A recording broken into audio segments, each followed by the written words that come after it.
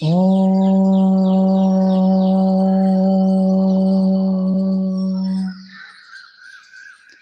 यदं नाशुषे त्वमग्ने मन्द्रं करिष्यसि तवेत्तत् सत्यमग्निना तवेत्तत् सत्यमग्निना।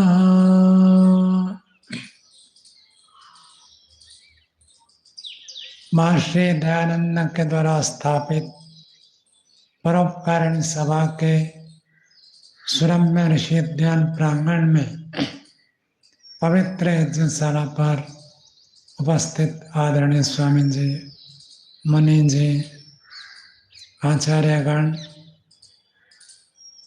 सम्माननीय माताजी, धर्म प्रेमी सज्जनों, प्रिय ब्रह्मचारीगण, परमपिता परमात्मा ने हम सबको यह मनुष्य जीवन प्रदान किया है और इस मनुष्य जीवन को सफल बनाने के लिए वेद का ज्ञान भी हमें दिया है। इतनी बड़ी सृष्टि बनाई और सृष्टि बनाकर यदि वेद का ज्ञान नहीं देते तो सृष्टि बनाना निरर्थक हो जाता। तो परमात्मा ने सृष्टि की रचना करके हम मनुष्यों के कल्याण के लिए वेद का ज्ञान ऋषियों के हृदय में प्रकट किया और वेद में सब विद्याएं हैं। इसलिए महर्षि दयानंद आर्य समाज के प्रथम नियम में लिखते हैं, सब सत्य विद्या और जो पदार्थ विद्या से जाने जाते हैं उन सब का आदिमूल परमेश्वर है। संसार में जितनी भी विद्याएं हैं सब विद्याओं का मूल जो है वो वेद में है। हम कोई कहेगा वेद में रॉकेट बनाने की विद्या कहाँ लिखी है दिखाओ। सूक्ष्म रूप में बीज के रूप में जो होता है उसको हम स्थूल रूप में व्यवहार के रूप में देखना चाहें तो संभव नहीं है। जैसे कोई व्यक्ति आम के गुठली को लेगा और कहेगा इसके अंदर पत्ते कहाँ हैं, डालियां कहाँ हैं, तना कहाँ है, जड़ कहाँ है, आम के गुठली में वो नहीं मिलेगा। आम के गुठली में तो बीज के रूप में है, लेकिन जब उस आम के गुठली को हम लेकर मिट्टी में डालते हैं और विकसित होता है, पानी, गर्मी, हवा का संस्पर्श होता है तो उसमें अंकुर उत्पन्न होते हैं। फिर उसमें हमको पत्ते भी देखने को मिलेंगे, डालियाँ, तने, फिर आगे चलकर फूल आएंगे, फिर फल भी लगेंगे, वो सब तब प्राप्त होता है। ऐसे वेद में सीधा सीधा व्यवहार के रूप में कोई कहेगा रोटी बनाना कहाँ लिखा, नहीं मिलेगा। पाक विद्या को जानना है तो आपको आयुर्वेद पढ़ने पड़ेंगे। सीधा सीधा वेद में रसोई कैसे करें वो नहीं मिलेगा। सीधा सीधा वेद में रॉकेट कैसे बनाना है वो नहीं मिलेगा, नौका कैसे बनाए वो नहीं मिलेगा, गणित विद्या नहीं मिलेगी। लेकिन वो सब बीज के रूप में है। तो महर्षि दयानंद ने ऋग्वेद आदि भाष्य भूमिका में इसका विस्तार से वर्णन किया कि वेद में है क्या और किस रूप में है। जैसे आज संसार में आधुनिकता, विज्ञान का विकास इतना हुआ है, लेकिन मान लीजिए कल यदि तृतीय विश्व युद्ध हो जाए और एटम बम से सब ध्वंस विध्वंस हो जाए तो जो मनुष्य बचेंगे, कोई भी मोबाइल नहीं बना सकता। जबकि हम प्रत्येक व्यक्ति मोबाइल का प्रयोग करते हैं, रोज करते हैं, लेकिन हम बना नहीं सकते। उसके लिए बनाने का इंजीनियर हो तो भी वो नहीं बना सकता, क्योंकि उसके लिए जो तंत्र चाहिए, पूरा तंत्र विकसित करना पड़ता है, और वो धीरे धीरे विकसित होकर आता है। ऐसे वेद में सारी विद्याएं सूक्ष्म रूप में है। वेद में खगोल है, भूगोल है, विज्ञान है, गणित है, योग है, नौ विद्या है, सब कुछ है, लेकिन सूक्ष्म रूप में, बीज रूप में है। वेद को पढ़कर उसको जो व्यक्ति प्रयोग के रूप में अलग से प्रयास करता है, उस वो वेद के विज्ञान को, रहस्य को समझ सकता है। वेद में सीधा सीधा आप ढूंढना चाहेंगे तो आपको नहीं मिलेगा।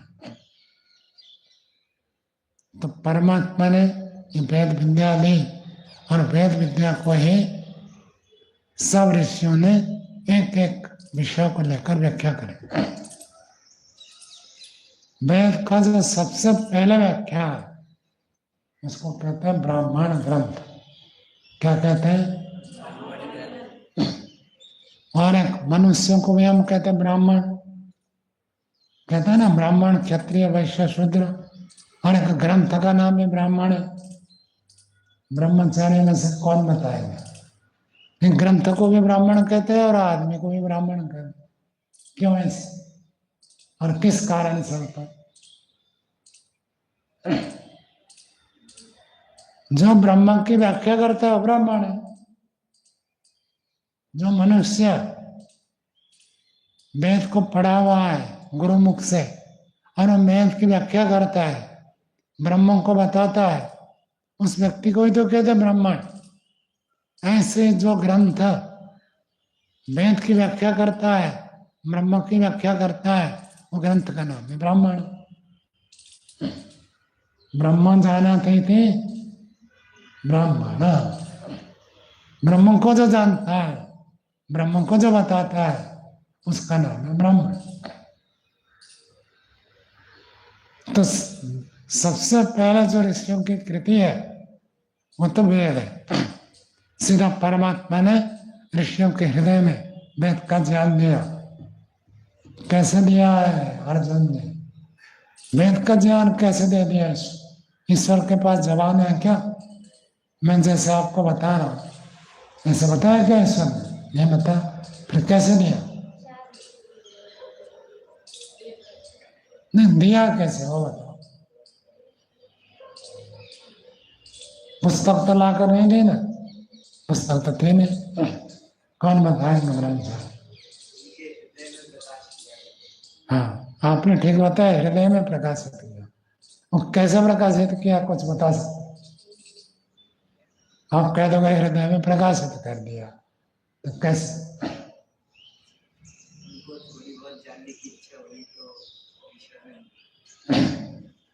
ऋषियों को जानने की इच्छा थी तो उन्होंने दिया, ऐसे कह रहे। देखा, मैं आपको देख रहा हूं, आप मुझे देख रहे हैं। देखने वाला कौन है? आत्मा। बहुत बढ़िया। तो लेकिन आप लोगों को दार्शनिक दृष्टि से एक बात समझनी चाहिए, आत्मा सीधा सीधा कोई भी कार्य नहीं करता है, नहीं कर सकती है। हाथ से हम उठाते हैं ना भोजन को, आत्मा सीधा भोजन खा सकती है क्या? नहीं खा सकती। आत्मा यहाँ बैठे है, और आत्मा बिना पैर के चल सकती है क्या? नहीं चल सकती। बिना आंख के देख नहीं सकती। तो आप दर्शन शास्त्र पढ़ेंगे तो आपको समझ में आएगा। आप लोग क्या क्या पढ़ेंगे उसको नहीं बता रहा हूं।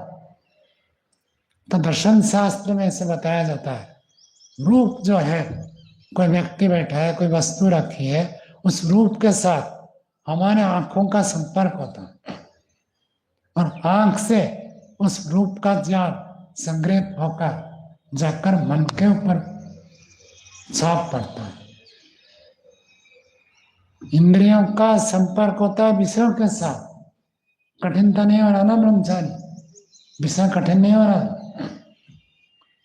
इंद्रियों का संबंध विषयों के साथ होता है और विषयों को इंद्रियां ग्रहण करके उस विषय को लेकर मन में छाप देते हैं, अथवा यूं कहो मन उसके रंग में रंग जाता है।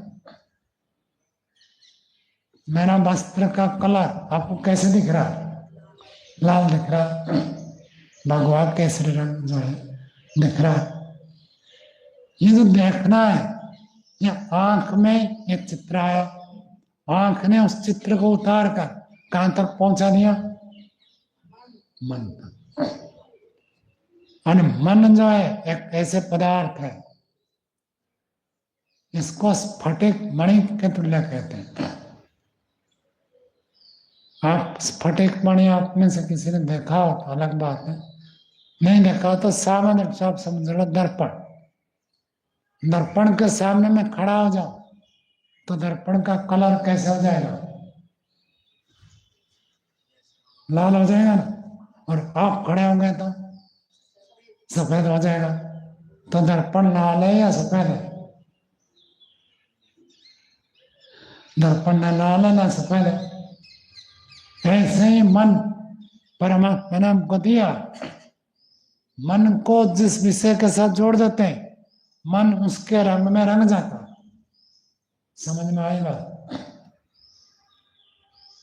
मन जब विषयों के साथ जुड़ता है, अब जैसे कल आप लोगों ने लड्डू खाए, कल ने परसों लड्डू खाते ही मीठा लगा तो मन क्या हो जाता है?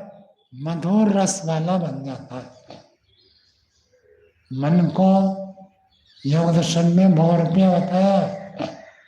कभी वो दृश्य के साथ जुड़ जाता है, कभी वो दृष्टा के साथ जुड़ जाता है, और कभी वो अपने आप में रहता है। तो मन का ऐसे रूप बदलता है। लड्डू खाएंगे तो लड्डू का जो टेस्ट है, लड्डू का जो रस है, उस रस से मन रंग जाएगा। और जब आप माता जी अभी कई जगह पर घूम कर आए, बहुत अच्छे अच्छे दृश्य बता रहे थे। हम जब दृश्य के साथ मन जुड़ता है तो मन क्या हो जाता है? रूप के द्वारा रंग जाता है।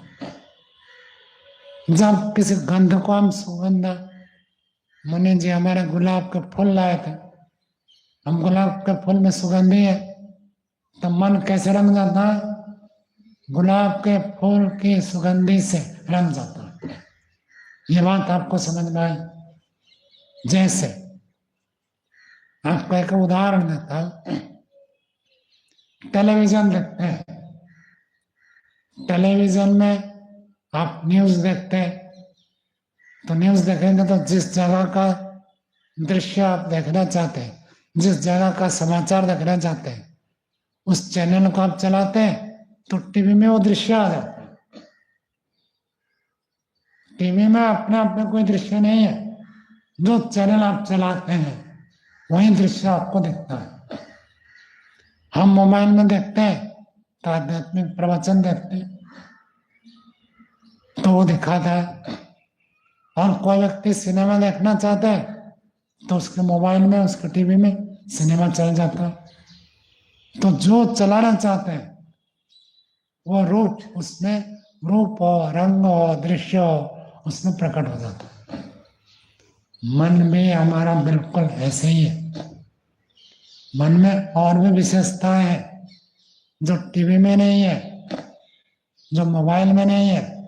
ऐसी विशेषताएं मन में है, जिसके साथ जोड़ देते हैं मन उसके रंग से रंग जाता है और प्रकाशित हो जाता है। तो 4 ऋषि सृष्टि के आरंभ में जब जन्म लेकर आए, उनका पुण्य, उनका धर्म इतना प्रबल था, चित्त पूरा सात्विक था, मन पूरा पवित्र था। हम संध्या में बैठते हैं, ध्यान में बैठते हैं, तो मन में अन्य विचार आ जाते हैं। क्यों? मन की पवित्रता नहीं है। जिसका मन जितना पवित्र है, ध्यान में, उपासना में, उसका मन उतना एकाग्र होगा। जिसका नहीं है, नहीं होगा। और 4 ऋषि पूर्ण पवित्र आत्मा है।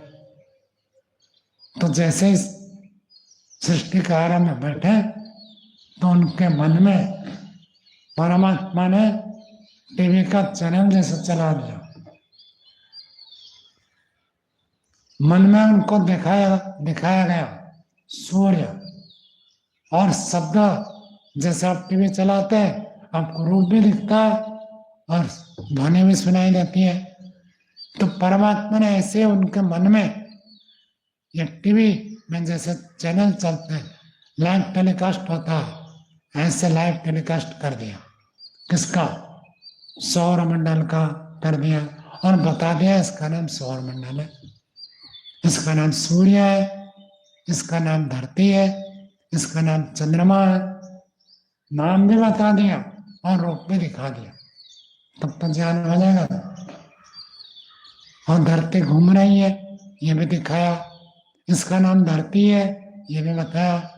और धरती का रूप कैसा है, वो भी दिखाया। ऐसे मन को, चित्त को, अंतःकरण को, उसको परमात्मा ने ध्वनि और दृश्य रूप इन दोनों में रंग दिया।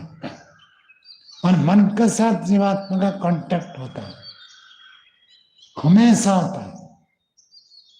मन कभी किसी विषय से जुड़ता है, किसी विषय से हट जाता है, लेकिन आत्मा कभी भी हटता नहीं है। आत्मा कभी ज्ञान से शून्य नहीं होता।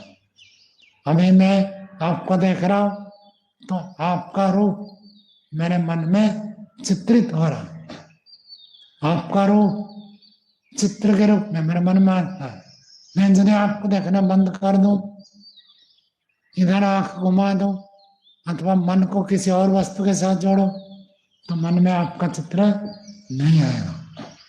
स्मृति उठाओ तो आएगा, स्मृति में नहीं उठाओ और सीधा कांटेक्ट में ना करो, तो आपका चित्र नहीं आएगा। और जब रात को हम सो जाते हैं, कभी स्वप्न देखते हैं, तब मन में चित्र होते हैं।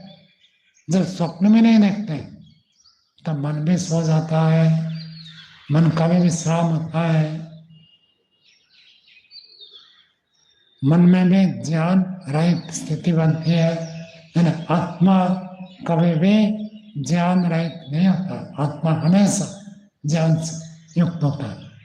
योग दर्शन के 4थे पाद में बताया, सदा ज्ञाता चित्तवृत्तया तत् प्रभाव पुरुषस्य अपरिणामित्वात्। मन बदलता है। जब बदलता है, दार्शनिक भाषा में उसको कहते हैं परिणामी। क्या कहते हैं? परिणामी। परिणाम का अर्थ परिवर्तन को प्राप्त होता है। और जब बदलता नहीं है, उसको क्या कहेंगे मयंक जी? जो बदल जाता है वो परिणामी है, और जो नहीं बदलता है क्या कहेंगे? अपरिणामी है। उसी को हम कहते हैं नित्य। मन नित्य है, अनित्य है। मन अनित्य है और आत्मा नित्य है। आत्मा कभी बदलती नहीं है, मन बदलता रहता है। तो उस मन में ध्यान दे दिया। आज आपने वेद पाठ किया, वेद स्वाध्याय भी किया, तो वेद स्वाध्याय करते तो वेद मंत्रों का अर्थ हम पढ़ते हैं। जब वेद पाठ करते हैं, केवल मूल वेद मंत्र पढ़ते हैं। जो वेद मंत्र आपने पढ़ा, आपको अर्थ समझ में आया क्या? नहीं आया ना। हम वेद पाठ करते हैं तो मूल पढ़ते हैं, तो उसमें अर्थ नहीं आता। इसलिए तो वेद स्वाध्याय अलग से करते हैं। तो हम वेद मंत्रों को पढ़कर सीधा सीधा समझ नहीं पाते, इसलिए ऋषियों ने उसकी व्याख्या की। तो जो वेद की व्याख्या है उसको क्या कहते हैं? ब्राह्मण ग्रंथ। क्या कहते हैं? ब्राह्मण ग्रंथ। वेद मंत्रों की व्याख्या है उसमें। पौराणिक भाई लोग तो ब्राह्मण ग्रंथ को भी वो वेद मानते हैं, वेद के शाखा को भी वेद मानते हैं। वेद की व्याख्यान तो वेद की शाखा, तो उसको भी वेद मानते हैं। महर्षि दयानंद का वेद तो 4 ही है, बस, इससे ज्यादा नहीं। और ब्राह्मण ग्रंथ वेद की व्याख्या है, तो वेद में कौन सा विषय है? सारा विषय है, सभी विषयों का समाहार वेद है। ब्राह्मण के लिए है, क्षत्रिय के लिए, वैश्य के लिए, शूद्र के लिए, ब्रह्मचारी को क्या करना है। कल पढ़ रहा था ब्रह्मचर्य सूक्त, तो ब्रह्मचारी के लिए लिखा, गृहस्थ के लिए पूरा यजुर्वेद में भरा हुआ। वानप्रस्थी मुनि क्या करेंगे वो भी लिखा है, सन्यासियों को क्या करना है वो भी लिखा है। सारे विषय, योग विद्या, सांख्य विद्या, ज्ञान विद्या, खगोल, भूगोल, गणित, विज्ञान, सारे विद्या है। तो वेद को पढ़ना और वेद को पूरा पूरा समझ जाना सबके बस की बात नहीं है। तो इसलिए ऋषियों ने क्या किया, वेद के एक एक विषय लेकर उसकी व्याख्या की। पतंजलि ऋषि ने उनमें से योग विषय लिया और योग विषय की व्याख्या की, तो उसको हम कहते हैं योग दर्शन। योग विद्या जो है वेद की विद्या है। पतंजलि ऋषि ने योग विद्या को बनाया नहीं, केवल जो योग विद्या वेद में है उसको व्यवस्थित रूप से हमारे सामने प्रस्तुत किया। उन्होंने योग का अभ्यास किया, जीवन में आचरण किया, प्रत्यक्ष किया। तो वेद को पढ़कर हम पूरा योग विद्या को नहीं जान सकते, तो महर्षि पतंजलि ने हमारे लिए सरल कर दिया योग विद्या। ऐसे कपिल ऋषि ने सांख्य विद्या को प्रकट किया, तो 6 ऋषियों ने 6 विद्याओं को प्रकट किया। और 6 के 6 ऋषि जो 6 दर्शन शास्त्र को निर्माण करके हम सबके लिए उपस्थित किया, सबका मुख्य उद्देश्य है मनुष्य सृष्टि को जाने, समझे और दुखों से छूट जाए, मुक्ति को प्राप्त करे, आनंद को प्राप्त करे। 6 के 6 ऋषि 6 दर्शन शास्त्र बनाए और 6 में सभी में यही विषय है कैसे हम दुखों से छूट जाए, मुक्ति को प्राप्त करें।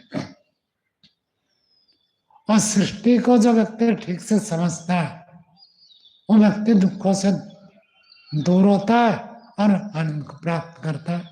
छोटी बात आप देख लीजिए, अग्नि को आप ठीक से प्रयोग करेंगे तो अग्नि से हमारा कितना प्रयोजन सिद्ध होता है, और अग्नि को ठीक समझेंगे नहीं, ठीक से प्रयोग नहीं करेंगे तो दुर्घटना हो जाती है, आग लग जाती है, तो कितनी हानि हो जाती है। जो व्यक्ति सृष्टि के पदार्थों को ठीक ठीक जानेगा, ठीक ठीक लाभ उठाएगा। जो नहीं जानेगा, अज्ञान से युक्त रहेगा, हानि उठाएगा, दुख उठाएगा। बिजली है, बिजली से कितना हम लाभ उठाते हैं। हर यंत्र बिजली से चलता है, लेकिन उस बिजली को यदि हम ठीक से उपयोग ना करें, कहीं शॉक लगे तो व्यक्ति की मृत्यु भी हो जाती है। वहीं बिजली लाभदायक भी है, हानिकारक भी है। यह तो भौतिक वस्तुओं का व्यवहार जो थोड़ा बहुत हम सब जानते हैं, समझते हैं।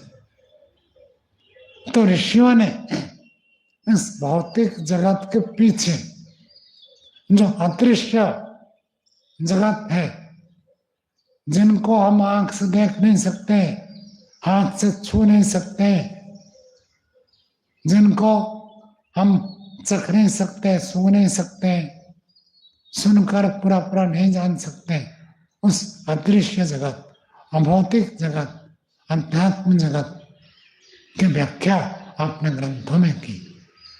जैसे भौतिक जगत के पदार्थों को ठीक से नहीं जानेंगे, ठीक से नहीं समझेंगे तो दुख उठाते, हानि उठाते। ऐसे ही इस अदृश्य जगत, अभौतिक जगत, जो आध्यात्मिक जगत प्रकृति से बना नहीं है, उसको भी यदि नहीं समझेंगे हम दुख उठाएंगे, हानि उठाएंगे। तो ये भौतिक वस्तुओं को भी जानना है और आध्यात्मिक तत्वों को भी जानना है। जो व्यक्ति दोनों को जानता है, दोनों को समझता है, उसका जीवन सफल हो जाता है।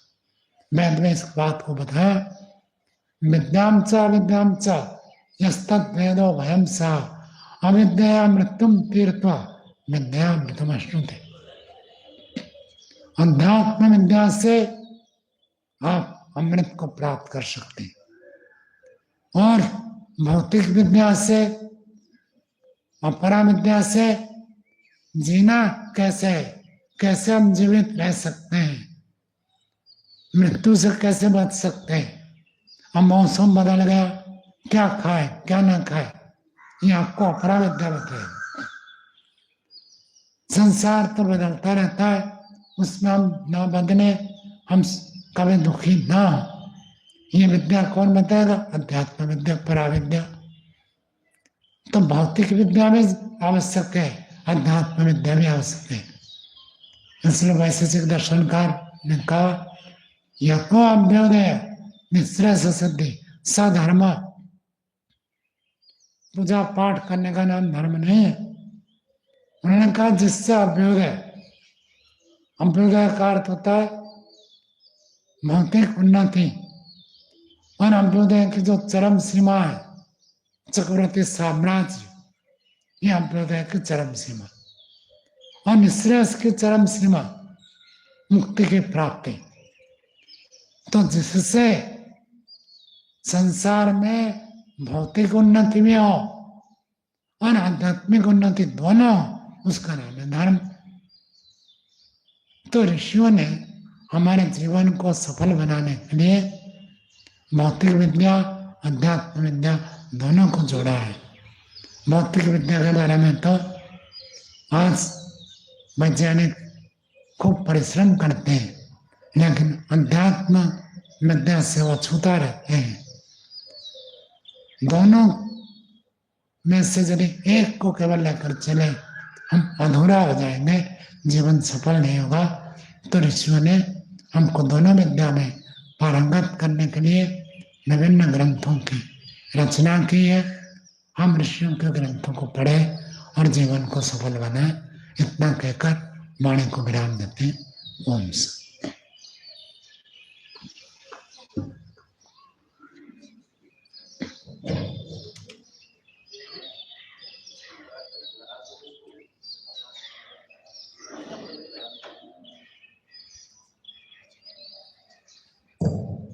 आदरणीय स्वामी जी का बहुत बहुत धन्यवाद।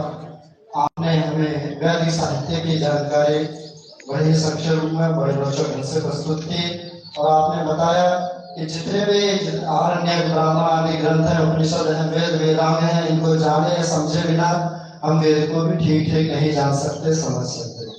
इसीलिए इनका भी ज्ञान हमें होना चाहिए, तब हम वेद को जान सकते हैं, समझ सकते हैं। और हम देखते हैं हमारा मन उन्हीं कार्यों में लगता है जहाँ पर हमें रुचि लगती है, जहाँ हमें सुख का अनुभूति होती है कि इस कार्य को करने से मुझे सुख मिलेगा, या इसमें मेरी रुचि है, तो वहाँ हमारा मन प्रवृत्त हो जाता है। तो कहने का तात्पर्य है कि मन अच्छे ही कार्यों में प्रवृत्त करेंगे तो हमें सुख मिलेगा। यदि हम गलत कार्यों की ओर प्रवृत्त करेंगे, अपने मन को लगाएंगे, तो उसका परिणाम हमें सदैव दुख ही मिलेगा।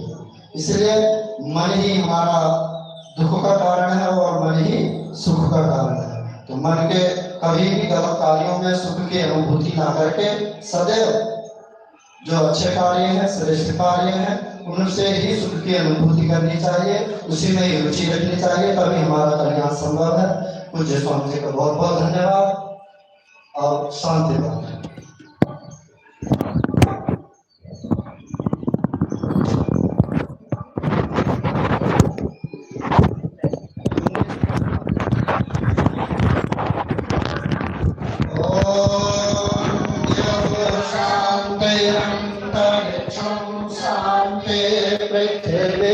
शांतिरापा शांतिरोषधय शांतिः वनस्पतयः शांतिर्विश्वे देवा शांतिर्ब्रह्म शांतिः सर्वं शांतिः शांतिरेव शांतिः सामा शांतिरेधि शांति शांति शांति।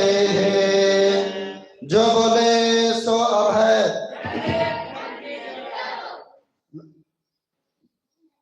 मर्यादा पुरुषोत्तम श्री रामचंद्र जी के, योगेश्वर श्री कृष्णचंद्र जी के, गुरुवर प्रजानंद सरस्वती जी के, महर्षि देवदयानंद सरस्वती जी के, भारत माता के, गौ माता के, आर्य समाज, वेद की ज्योति, ओम का ध्वज प्रणव ध्वनि।